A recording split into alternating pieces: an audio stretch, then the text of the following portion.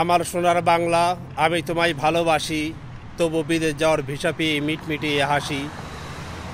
আমরা দেশে চাকরি না পেয়ে আরব দেশে এসে হইতেছি দাস দাসী।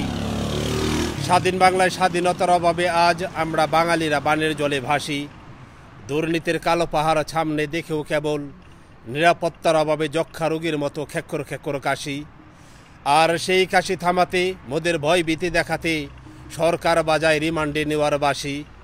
সরকার বিরোধী কোনো কথা কইতে গেলেই নিজ গলায় পড়ে ফাঁসি।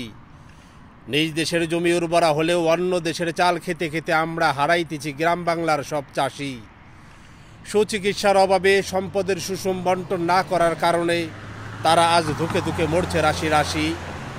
নিজেরাই কোরবান হই প্রতিনিয়ত, তবু কোরবানির ঈদে হাসি মুখে জিগাই, আপনি গরু নাকি খাসি? তাই দেখে তাহেরি মোল্লা কয়, ঢেলে দেই।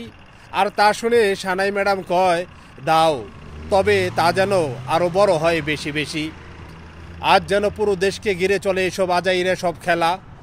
রাজনীতির চিপায় পড়ে আমরা সাধারণ মানুষ খেয়ে যাচ্ছি অনিশ্চিতের ভবিষ্যতের ঠেলা।